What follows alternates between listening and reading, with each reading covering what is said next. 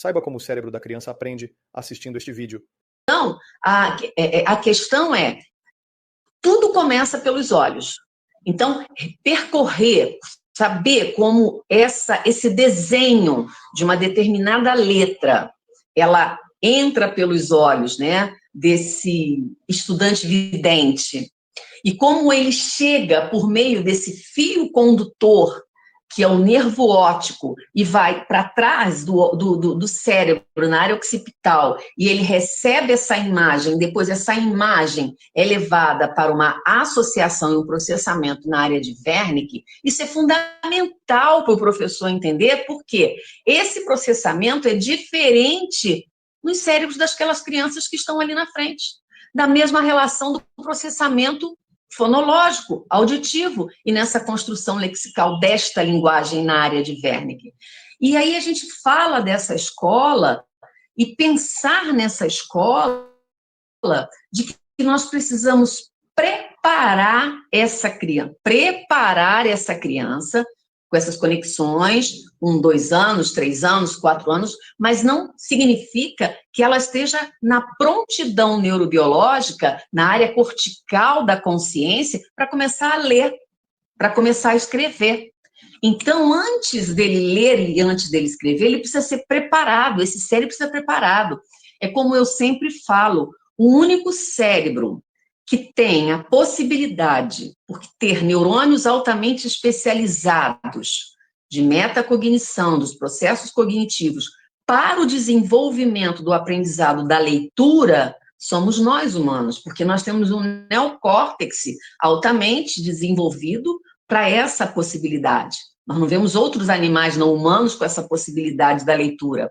Porém, nós temos um tempo, e é um tempo neural, é um tempo de processamento e de compreensão. Uma coisa que eu falo muito e que eu reforço aqui, o que é uma criança alfabetizada? O que somos pessoas alfabetizadas? Isso é muito importante, né? Por exemplo, trazer a neurociência para uma conversa é um processo de alfabetização. Falar sobre as emoções, o qual nós estamos começando a tocar nos processos expressivos, também é uma alfabetização. A alfabetização é sempre o início de alguma coisa. A alfabetização não é somente de letras, mas é a iniciação de algo, né? E nem sempre nós estamos na prontidão para a iniciação e a assimilação de algo.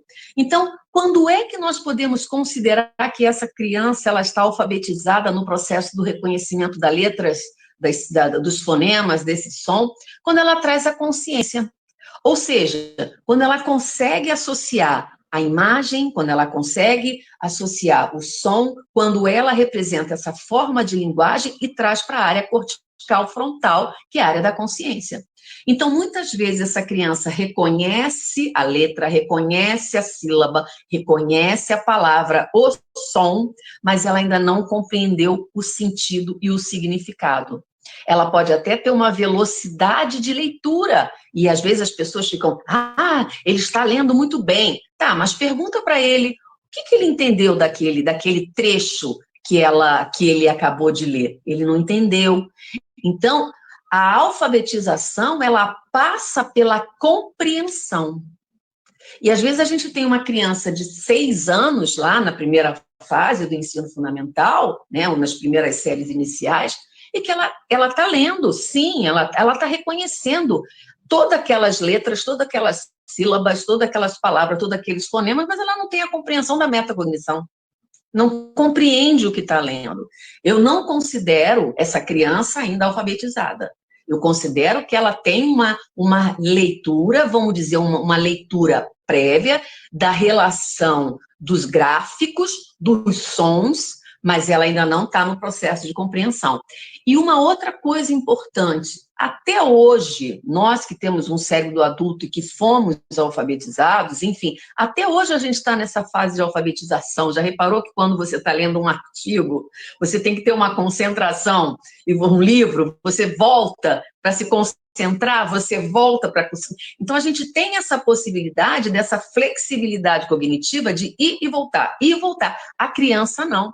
Se ela vai, ela não volta para aquela concentração. Por quê? A estrutura frontal do cérebro ainda não está nessa prontidão neurobiológica, com bainha de mielina formada, consolidada, para que essas informações elas se fortaleçam no interior da célula neural.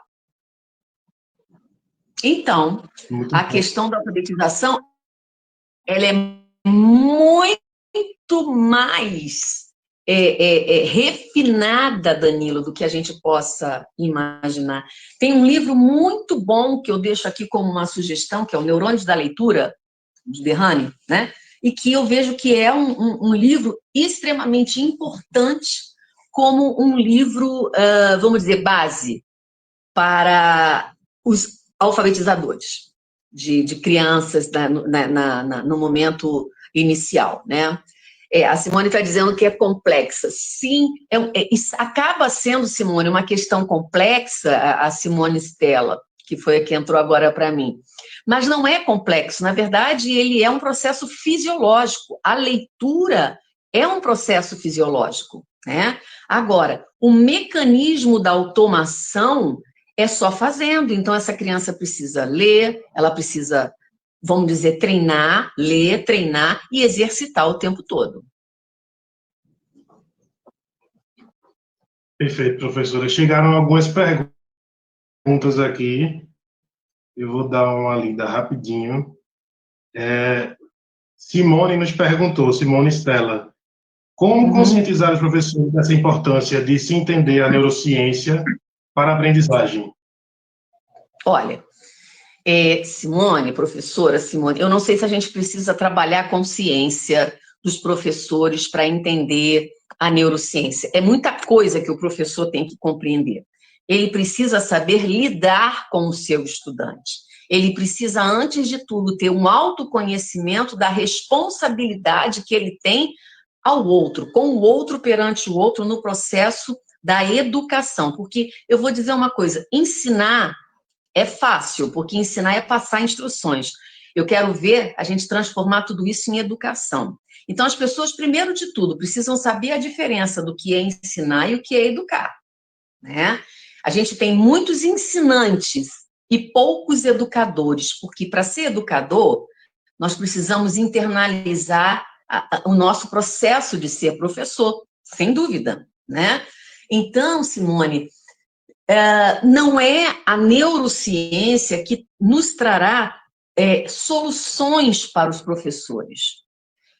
Ele precisa ser muito bom naquilo que ele faz, mas ele precisa, antes de tudo, saber quais são as vias de trabalhos cerebrais que ele atua no mecanismo que ele precisa criar metodologias. Então, de que maneira nosso cérebro assimila a leitura? Primeira coisa, se for cérebro vidente, é pelo gráfico, ou seja, pela mostragem visual. Se a criança, né, ela for cega, a gente sabe que o tato, ele também percorre o mesmo circuitos periféricos, mas a área da interpretação é a mesma.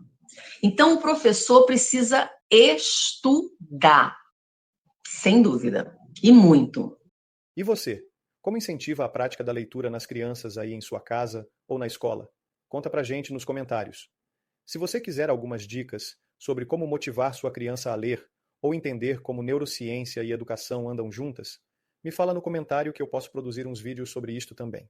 E se curtiu essa dica, segue a gente, dá um like e compartilha com todas as educadoras e pais que você conhece.